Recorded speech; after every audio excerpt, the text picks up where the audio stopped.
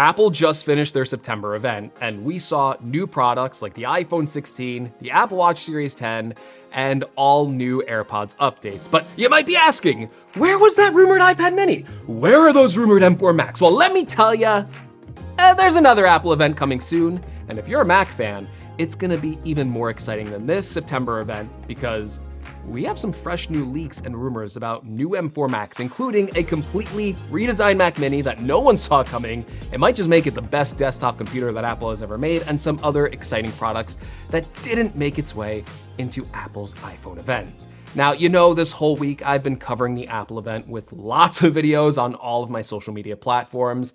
It's been a very busy week and I needed all the extra time I could get. And thankfully, I had Factor to take the guesswork out of meal prepping for this week because they delivered a bunch of fresh, never frozen meals directly to me that are easy to store in my fridge and just as easy to cook, especially when time savings is just so important this week. Factor takes just 2 minutes to prepare, and I've been looking forward to these meals every single day because they're so tasty and there's so much variety like ground beef and thyme cottage pie and sun-dried tomato chicken. There's always something new to try. And that means less trips to the grocery store and no ordering unhealthy fast food, which is also important to me because Factor meals are perfectly tuned to my diet with a calorie smart plan that focuses on my protein macros and packed with the right nutrients to keep me fueled and focused throughout this busy work week and for my workouts. In fact, this is my second week on Factor, and I have been noticing increased energy throughout the day, and I love these Factor juices that give me a good pick-me-up in between meals. And you can try Factor for yourself today if you head to factor75.com or click the link below to use the code GregsGadgets50 to get 50% off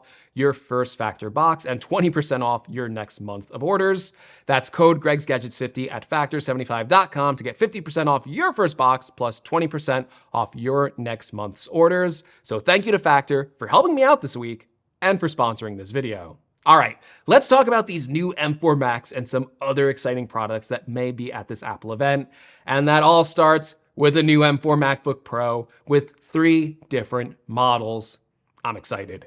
And yeah, just like last year when Apple introduced the new entry-level MacBook Pro, we are expecting Apple to do a spec bump this year for that same laptop. So it will still have the same 14-inch design with 2 Thunderbolt USB-C ports, an HDMI port, and an SD card slot, complete with that beautiful mini LED display. However, this time, instead of an M3 chip, it's getting an M4 chip, which we already know a lot about considering, oh yeah, we've already seen this chip in the latest M4 iPad Pro. So expect the performance to be similar to that iPad Pro, but with a boost overall to sustained multi-core CPU performance because the MacBook Pro has a fan to help cool off that M4 chip. However, while this M4 MacBook Pro may be the least exciting update because it's just a spec bump, and we already saw the M4 debut in a previous product, there is one bit of exciting news that I wanted to share with you, and that is that Apple may finally be fixing what a lot of people regard as one of the worst parts about buying a modern Mac, the starting base model configuration.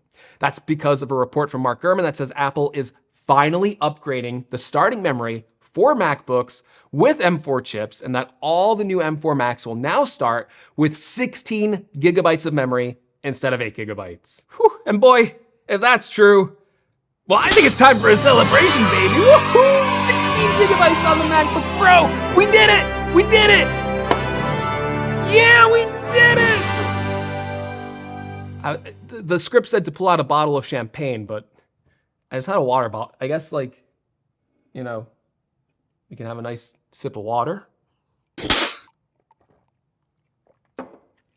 Celebration, folks. So yeah, this will pretty much fix the entry-level MacBook Pro. Now that it starts with 512 gigabytes of storage and 16 gigabytes of memory, I can finally get rid of that warning of don't buy the 8 gigabyte model. Now we just have to figure out how many years until we're saying that 16 gigabytes of memory isn't enough and it should start at 32 gigabytes. I guess maybe the next update, we could focus on getting the price down too. That would be great. All right, now while the entry-level MacBook Pro may be getting fixed with its base model configuration, let's be honest, it is not the exciting update. What is exciting though is what's coming with this MacBook Pro's bigger brother or bigger sister. That, of course, is the M4 Pro and M4 Max 14 and 16-inch MacBook Pros. Now, just like the base model MacBook Pro, these Macs aren't rumored to receive any major new updates to the design or any new outwardly facing features, but it will be the first time we get to see how much power Apple is packing into these new M4 Pro and M4 Max chips. And these chips are rumored to bring some significant performance gains. In fact, if we take a look at how the M4 chip architecture is laid out, you can see that Apple put extra focus on CPU cores this year, moving the core count up from 8 CPU cores to 10. However, last year they made the controversial decision to reduce the performance core count on the M3 Pro chip from 8 to 6.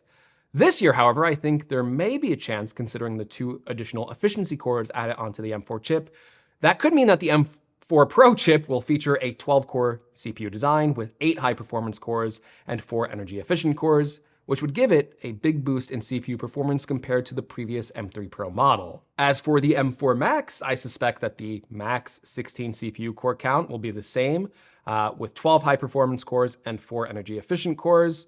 But obviously for both M4 Pro and M4 Max, these CPUs will be stronger, even with the same amount of CPU cores, leading not only to an impressive single-core performance bump, but again, a super fast multi-core performance bump. I suspect GPU core counts will probably be the same on the M4 Pro and M4 Max, with a maximum of 40 GPU cores on the Max model. And again, it should boast some pretty modest GPU gains. Last year, I was blown away by the power of the M3 Max MacBook Pro.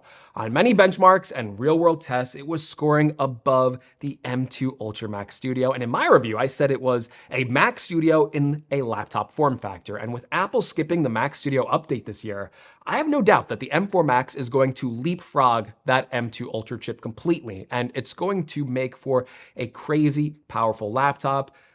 Overall, when Apple releases the 16-inch and 14-inch MacBook Pro, it is going to be the most powerful Mac on the market. Okay, what about the other Macs? Well, there is some rumors that Apple may be upgrading the iMac again, probably just a spec bump to the M4 chip, but something like the MacBook Air, do not expect an update at this event. Apple will probably update that around March. But apparently what we are going to see is a new M4 Mac Mini. And recent leaks have said to expect this to be a huge update to the Mac Mini, which has not seen a redesign in 14 years. Mark Gurman from Bloomberg says the new Mac Mini will be available in 2 configurations, one with an M4 chip and one with an M4 Pro chip. However, this time, Apple will be making the Mac Mini far smaller than its predecessor with a new form factor that is similar in size to the Apple TV, or about half the size of the current Mac Mini, which apparently is only about 1.4 inches in height. So we're talking about a really small but powerful desktop computer here. Gurman's report also detailed the ports we'll see on the Mac Mini. So apparently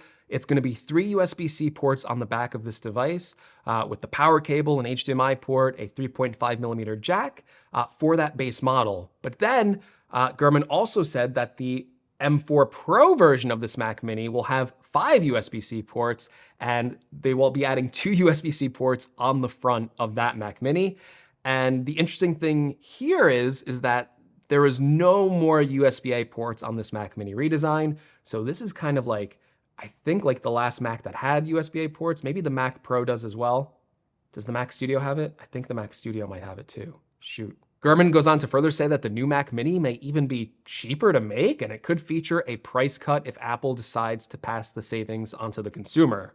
Right now, the Mac Mini retails for like $600, so even if they drop the price by $100, that would be a big win for consumers, considering the current Mac Mini is already a fantastic value. However, I suspect that Apple will keep the $599 price point because of the bump up in memory to 16 gigabytes this year, but still a 16 gigabyte Mac Mini at $599 will be a really, really compelling desktop, and I can't wait to see what the full redesign looks like. It is strange that in the year of 2024, the computer I am most excited to see is a new Mac Mini. That is weird, that is strange, but I'm looking forward to it. If they release it in colors too, like the iMac, that's gonna be such a cool update. Now, what about other products besides Macs at this event? Well, there are some rumors that Apple is getting ready to refresh a new iPad mini. It was actually rumored to be at the September event, but Apple didn't show it off. And apparently stock of the iPad mini is running low in stores, so this rumor seems pretty credible. I would expect this to be a very small update, probably just like a spec bump upgrade. There is no like major redesign rumors or any display technology changes, like it's not switching over to OLED or anything like that. And for the chip, I was wondering if it was going to be like an A17 Pro, but now that we have the A18 chip out there, that's kind of what I expect Apple to put into this device. They probably didn't show it off at the September event because they needed a little bit more time to ramp up manufacturing for the A18 chip to make sure they had enough. But with the new iPad mini, getting a spec bump, if it's going to run Apple Intelligence, I'm thinking the A18 chip makes the perfect sense for this device. Maybe even like an M1 or M2 or something like that. But I just don't know, because of the size of the iPad mini, if the battery is big enough to handle like the M1 power constraints. I'm thinking that's more of like an A series device. Either way, that is everything we expect to see at Apple's Mac Focus October event. Please let me know below, what are you most excited to see, and do you plan on buying any of these new products? As always, if you like the video, give me a like. If you want to see more, make sure you're subscribed, and I'll catch you in the next one.